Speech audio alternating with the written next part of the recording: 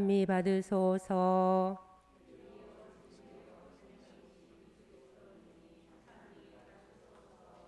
빛나는 구름 속에서 아버지의 목소리가 들려왔네. 이는 내가 사랑하는 아들이니 너희는 그의 말을 들어라. 길이요 진리요 생명이신 그리스도님 찬미 받으소서. 주님께서 여러분과 함께 또한 사제의 영과 함께 마테오가 전한 거룩한 복음입니다. 주님 영광 받으소서. 그 무렵 예수님께서 베드로와 야고보와 그의 동생 요한만 따로 데리고 높은 산에 오르셨다. 그리고 그들 앞에서 모습이 변하셨는데 그분의 얼굴은 해처럼 빛나고 그분의 옷은 빛처럼 하얘졌다. 그때에 모세와 엘리야가 그들 앞에 나타나 예수님과 이야기를 나누었다. 그러자 베드로가 나서서 예수님께 말하였다. 주님, 저희가 여기에서 지내면 좋겠습니다. 원하시면 제가 초막 셋을 지어 하나는 주님께, 하나는 모세께, 또 하나는 엘리야께 드리겠습니다. 베드로가 말을 채 끝내기도 전에 빛나는 구름이 그들을 덮었다. 그리고 그 구름 속에서 이는 내가 사랑하는 아들, 내 마음에 드는 아들이니 너희는 그의 말을 들어라 하는 소리가 났다. 이 소리를 들은 제자들은 얼굴을 땅에 대고 엎드린 채 몹시 두려워하였다. 예수님께서 다가오시어 그들에게 손을 대시며 일어나라. 그리고 두려워하지 마라 하고 이르셨다. 그들이 눈을 들어보니 예수님 외에는 아무도 보이지 않았다. 그들이 산에서 내려올 때에 예수님께서는 그들에게 사람의 아들이 죽은 이들 가운데에서 되살아날 때까지 지금 본 것을 아무에게도 말하지 마라 하고 명령하셨다. 주님의 말씀입니다. 그리스도님 찬미합니다.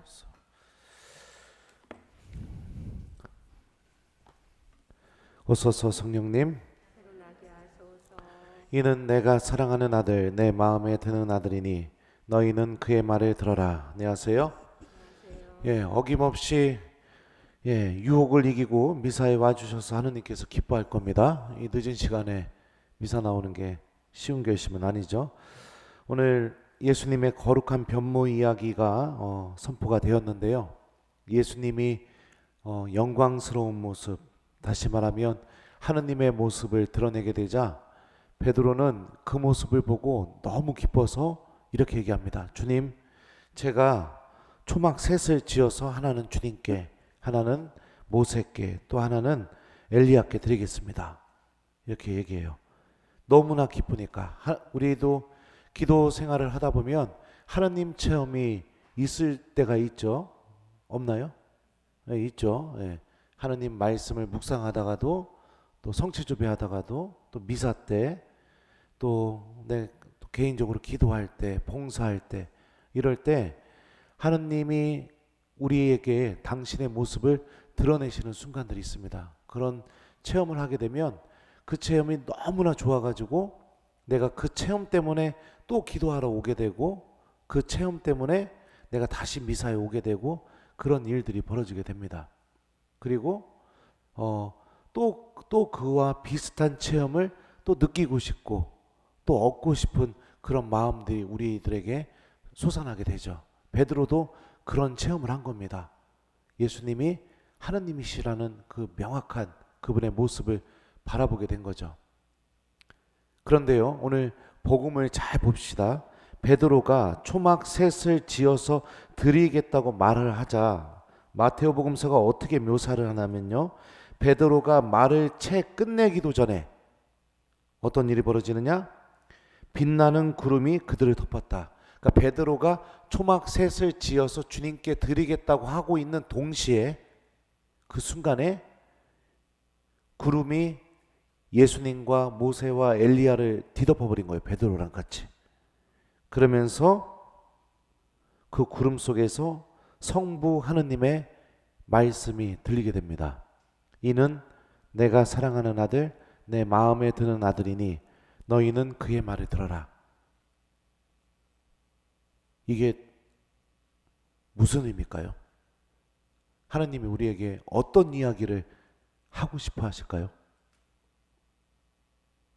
그러니까 이 본문을 통해서 정말로 어떤 이야기를 하고 싶어 하실까요? 하나님 체험을 해서 너무 기뻐서 여기서 지내면 참 좋겠습니다.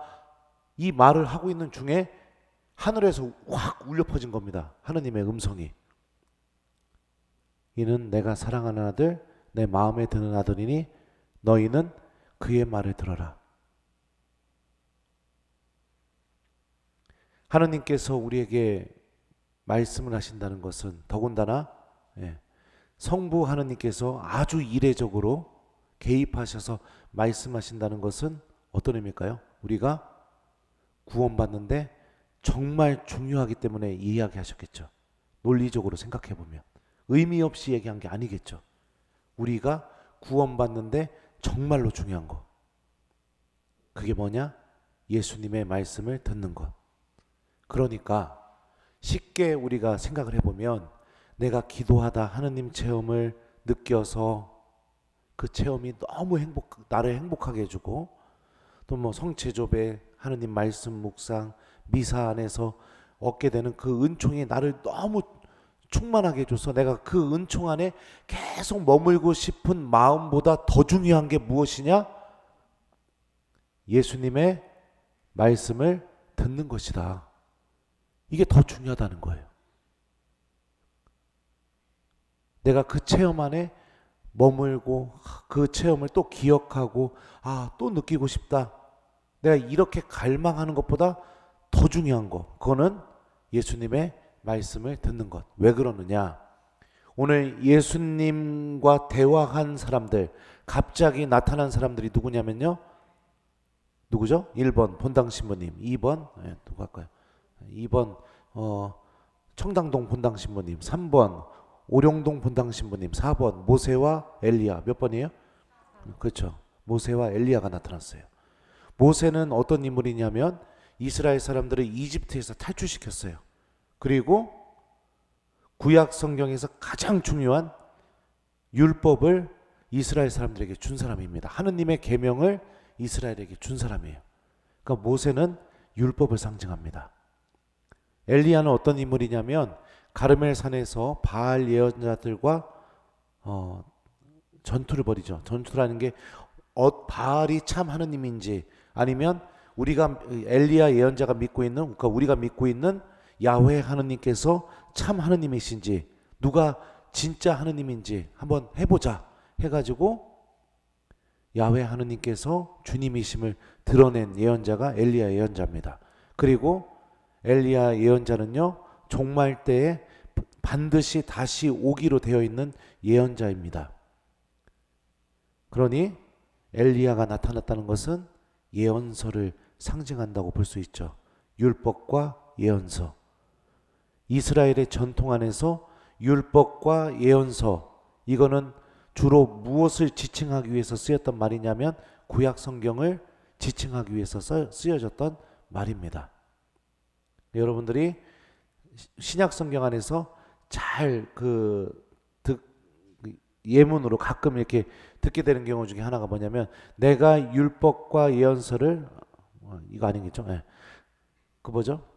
남이 너에게 해주기를 바라는 그대로 너희가 먼저 남에게 해주어라. 이것이 율법과 예언서의 정신이다.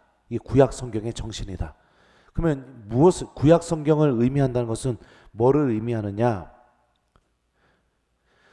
구약 안에서 하느님께서 우리를 구원하시기 위해서 약속하신 모든 약속 그리고 아브라함을 통해서부터 예수 그리스도로 향하는 모든 구원의 역사 이게 누구 안에서 이루어진다? 예수님 안에서 이루어진다. 모세와 이사야가 엘리야가 예수님과 대화했던 것은 마태복음은 이걸 이야기해 주고 싶어 하는 거예요. 하느님의 모든 약속이 모든 구원의 약속이 예수님 안에서 이루어진다. 자, 그러니까 성부 하느님께서 예수님의 말씀을 들어라 라는 것은 어떤 의미일까요?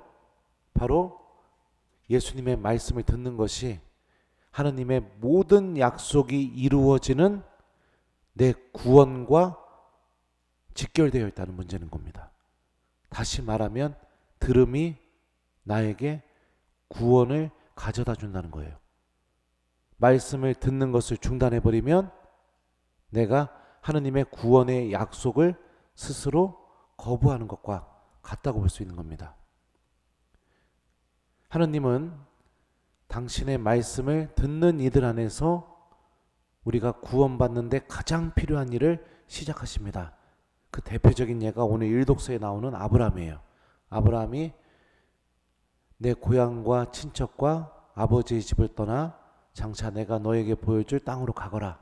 이 하느님의 말씀을 듣고 그대로 그 말씀을 실천하게 되자 이제 아브라함, 이삭, 야곱으로 이어지는 하느님의 구원의 역사가 아브라함 안에서부터 시작되게 되는 겁니다. 우리가 신앙생활을 하면서 몸이 건조하거나 그리고 또 습관적으로 신앙생활이 이루어지거나 하는 그 결정적인 이유가 뭐냐면 주님의 말씀을 듣지 않기 때문입니다. 그러면 듣는 게 정말 뭘까요? 제가 아까 교중미사 때도 예를 들어줬었는데 요즘 제가 아침 7시마다 교우들과 성체조배를 하고 있습니다.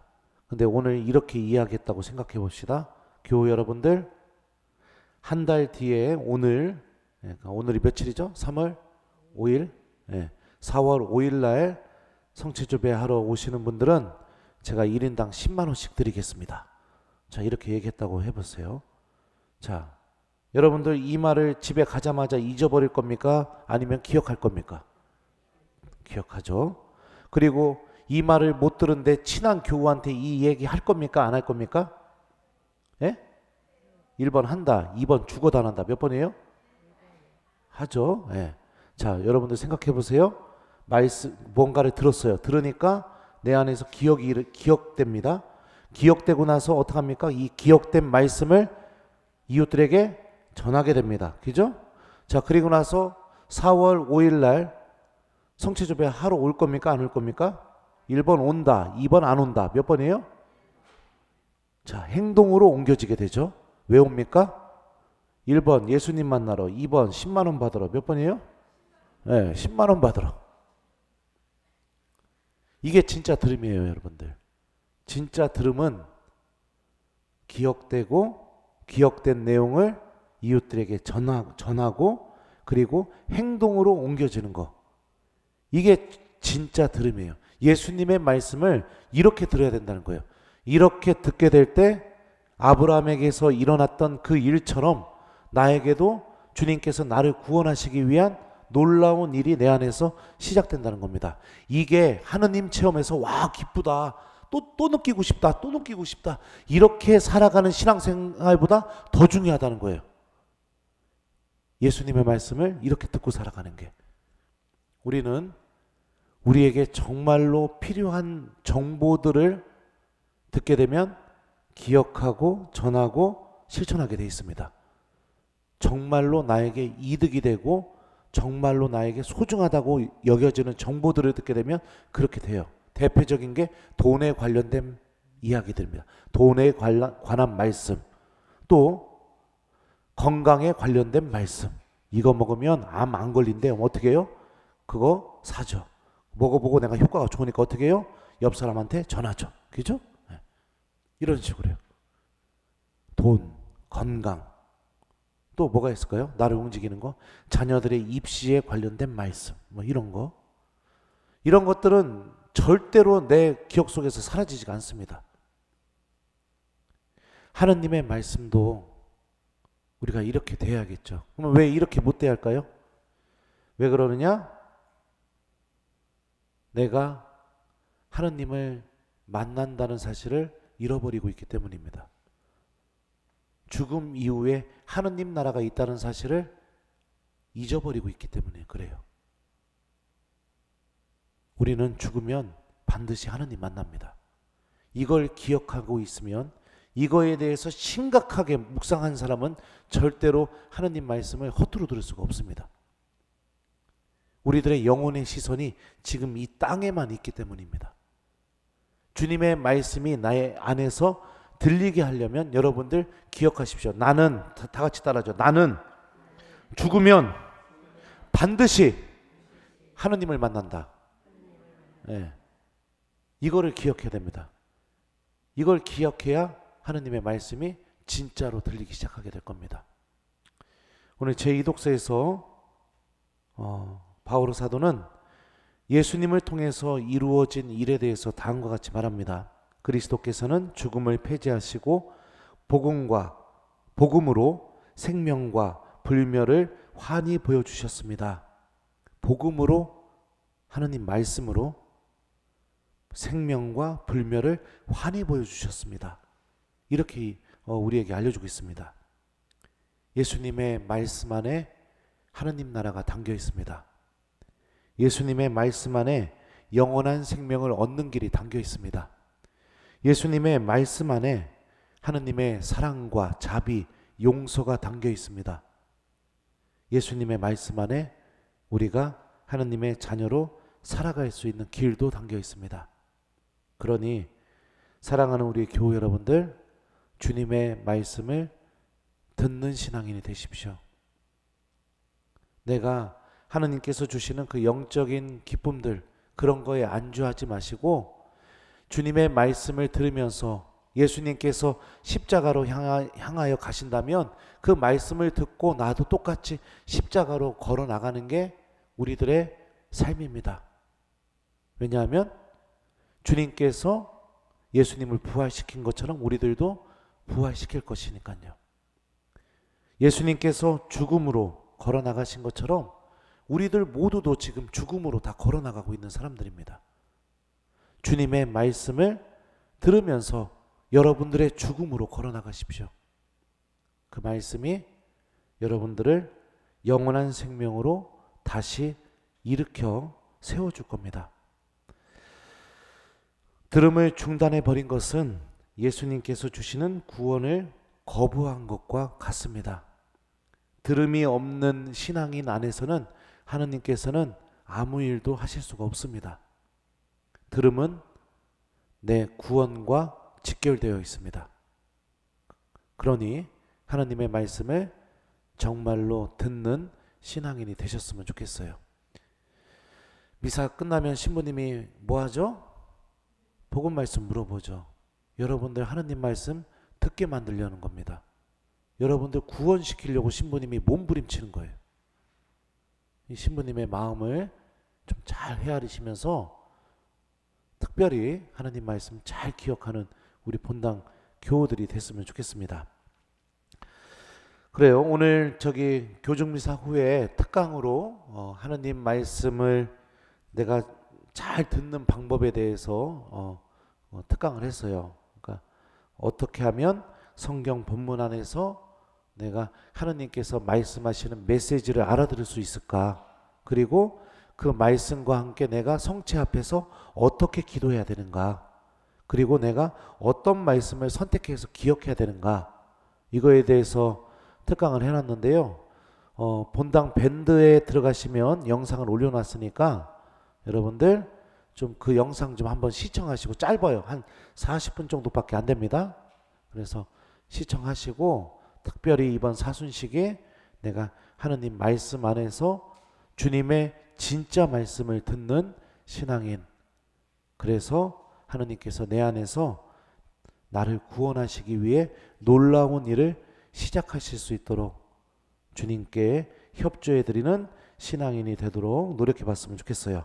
숙제 드릴게요. 일주일 동안 여러분들 복음 말씀 하루에 한 번씩 꼭 읽어보기, 이거를 숙제로 드립니다. 이거는 여러분들 선택사항이 아닙니다. 내 구원하고 관련된 있는 일입니다. 베드로가 너무 기뻐서 이러는 중간에 하느님이 얘기했잖아요. 예수님 말씀 들으라고. 그 정도로 중요한 일입니다. 그러니 하루에 한 번씩 꼭 복음 말씀 읽는 거, 이거를 숙제로 드리겠습니다. 이는 내가 사랑하는 아들, 내 마음에 드는 아들이니 너희는 그의 말을 들어라. 아멘.